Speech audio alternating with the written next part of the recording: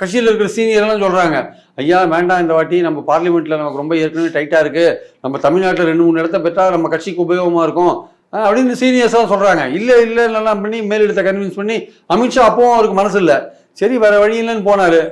சுத்தமாக கோயம்புத்தூர்லேயே அடி வாங்கினார், அண்ணாமலையே அடி வாங்கினார். அப்போ அமித்ஷா போனோடனே அவர் சொன்னார், என்ன மிஸ்டர் என்ன ஆச்சு, நீ என்ன இது மாதிரிலாம் சொன்னிய, ஒரு இடம் கூட வரல, கூட்டணி இருந்தால் இப்போது ஓட்டு பதிவெல்லாம் பார்க்கும்போது, ஓட்டு வாங்கினதெல்லாம் பார்க்கும்போது கூட்டணி இருந்தால் ஒரு குறைஞ்சபட்சம் 6-7 இடத்துல நம்ம வின் பண்ணியிருப்போம் போல் இருக்கே.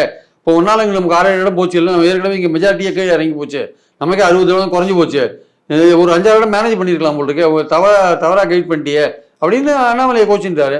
அந்த சமயம் பார்த்து இவருக்கு நான் லண்டன் போகிறேன் அப்படின்னாரு. சரி நல்லது நீ போயிட்டு வாங்கி சொல்லிட்டு அனுப்புறதுக்கு ரெடி ஆகிட்டாங்க அவங்க. அப்போ அவங்களோட மனசை புரிஞ்சுட்டாரு, நம்ம தவறாக வழி நடத்திட்டோன்னு புரிஞ்சோன்னா அண்ணா சரி அமித்ஷா கோபமாக இருக்குன்னா இப்போ வந்து இங்கே கூட்டணி அண்ணா திமுகவோட கூட்டணிக்கு நாங்கள் ரெடியாக இருக்கோம் அப்படின்ற மாதிரி பேச ஆரம்பிச்சிட்டாரு. ஏன்னா இது